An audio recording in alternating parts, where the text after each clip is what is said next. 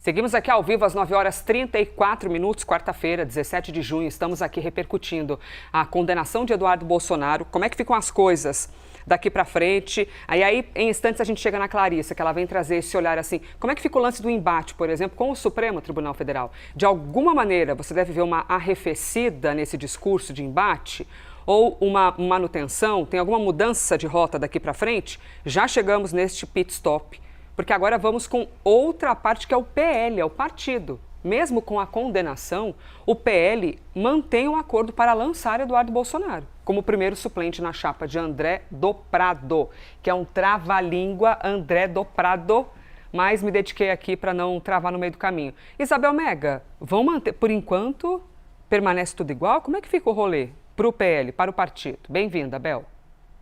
Oi, Elisa. Bom dia para você, Theo, Clarissa, quem está com a gente aqui em mais um Live CNN. É como se nada tivesse acontecido. Ontem foi apurar essa situação, depois que tivemos esse desfecho na turma do Supremo Tribunal Federal, e a resposta é essa. Olha, existe um compromisso para que você tenha o nome de Eduardo Bolsonaro sendo indicado como suplente na chapa da composição bolsonarista em São Paulo. Então, isso viabilizou, inclusive, a escolha de André do Prado ante outros candidatos que se colocavam como opção para essa chapa. Mas o compromisso estabelecido foi: teremos André do Prado para a configuração a uma das duas vagas ao Senado e Eduardo Bolsonaro vem como suplente de senador na chapa.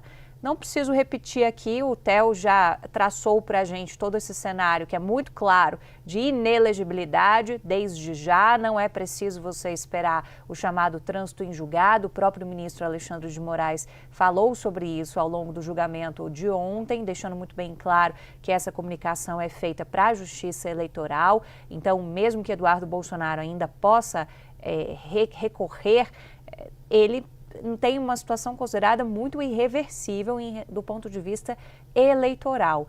Então, quando a gente traz a informação de que o PL está mantendo ainda assim a candidatura dele, é mais para estabelecer um ponto de vista ali de resistência, digamos assim, e de ir até quando der com o nome de Eduardo Bolsonaro como suplente nessa chapa.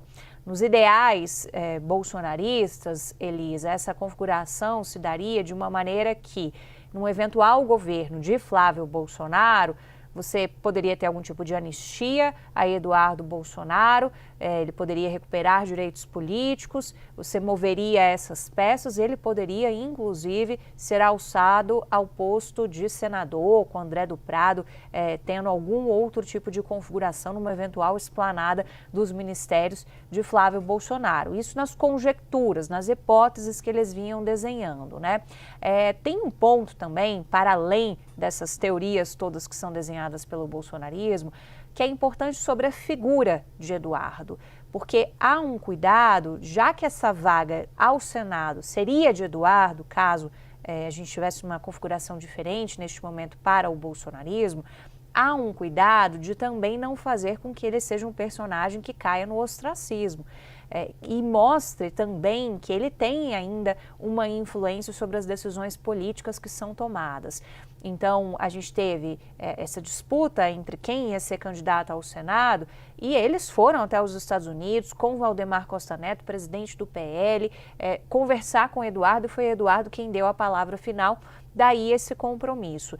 A motivação disso é mostrar que ele tem ainda uma certa ingerência dentro do PL, e a gente vê que em alguns momentos ele rende até algum certo desafio para o irmão Flávio Bolsonaro, que tenta se colocar numa posição de centro, e Eduardo vem com uma posição mais radical. Um exemplo disso recente é quando ele sugeriu Júlia Zanatta para vice de Flávio, sugerindo que haja algum tipo de teste também do nome dela.